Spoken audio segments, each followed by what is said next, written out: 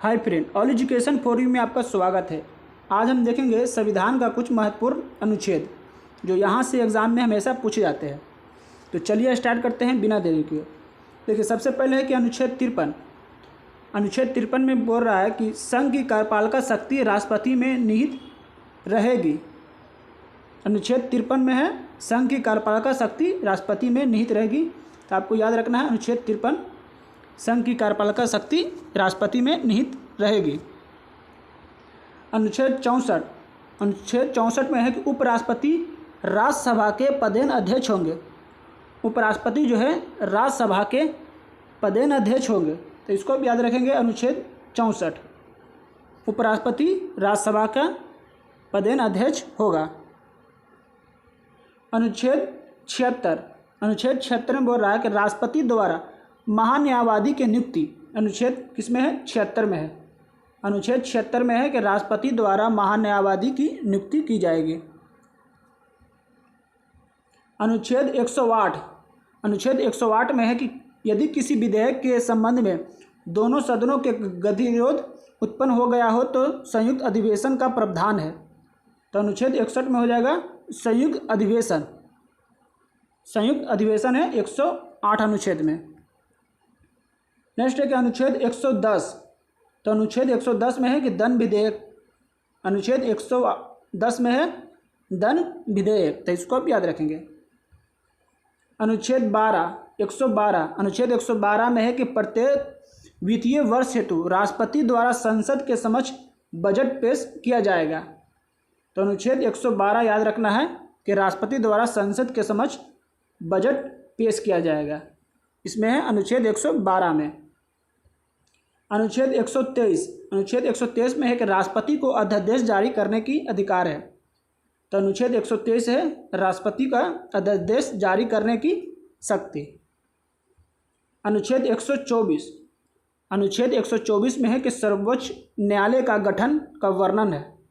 अनुच्छेद 124 में है सर्वोच्च न्यायालय का गठन, यानी सुप्रीम कोर्ट का गठन हो जाएगा अनुच्छेद 124 में। अनुच्छेद 148। अनुच्छेद 148 में नियंत्रक एवं महालेख परीक्षक की नियुक्ति राष्ट्रपति द्वारा किया जाएगा। तो अनुच्छेद 148 में हो जाएगा नियंत्रक एवं महालेख परीक्षक, तो इसको आप याद रखेंगे। अनुच्छेद 169। तो अनुच्छेद 169 में है राज्यों में विधान परिषद की स्थापना। राज्यों में विधान परिषद की स्थापना है अनुच्छेद 169 में। राज्यों में विधान परिषद की स्थापना। अनुच्छेद 213। तो अनुच्छेद 213 में है राज्यपाल को अध्यादेश जारी की शक्ति। 213 में है राज्यपाल को अध्यादेश जारी करने की शक्ति है 213 में। अनुच्छेद 214 में है कि सभी राज्यों के लिए उच्च न्यायालय की व्यवस्था।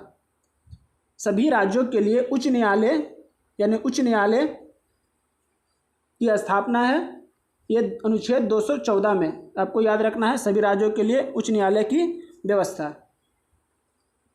अनुच्छेद 233, इसमें है जिला न्यायाधीश की नियुक्ति राज्यपाल द्वारा उच्च न्यायालय के परामर्श से किया जाएगा। तो अनुच्छेद 233 में है जिला न्यायाधीश की नियुक्ति। अनुच्छेद 233 में है जिला न्यायाधीश की नियुक्ति राज्यपाल द्वारा किया जाएगा उच्च न्यायालय के परामर्श से, तो इसको भी याद रखेंगे। अनुच्छेद 239 में है केंद्र शासित प्रदेश का प्रशासन राष्ट्रपति द्वारा होगा। जो भी केंद्र शासित प्रदेश है तो उसमें 239 के तहत उसका प्रशासन जो है राष्ट्रपति द्वारा हो जाएगा, इसको भी याद रखेंगे। अनुच्छेद 239, केंद्र शासित प्रदेश का प्रशासन राष्ट्रपति में निहित होगा। अनुच्छेद 262। अनुच्छेद 262 में है अंतर्राज्यीय नदियां और नदी घाटियां के जल के वितरण के संबंध जो संबंधित विवाद है वो अनुच्छेद 262 में हो जाएगा। जो भी अंतर्राज्यीय नदी और घाटियां जो है उसका जल का वितरण संबंधी जो भी विवाद है वो अनुच्छेद 262 में होगा, तो इसको आप याद रखेंगे। अनुच्छेद 263 में है कि राष्ट्रपति द्वारा अंतर्राज्यीय परिषद की स्थापना। अनुच्छेद 263 में है कि राष्ट्रपति द्वारा अंतर्राज्यीय परिषद की स्थापना। अनुच्छेद 267 में है संसद द्वारा एक आकस्मिक निधि की स्थापना। 267 में है संसद द्वारा एक आकस्मिक निधि की स्थापना, तो इसको भी याद रखेंगे। अनुच्छेद 280 इसमें है वित्त आयोग की स्थापना। अनुच्छेद 280 में है वित्त आयोग की स्थापना।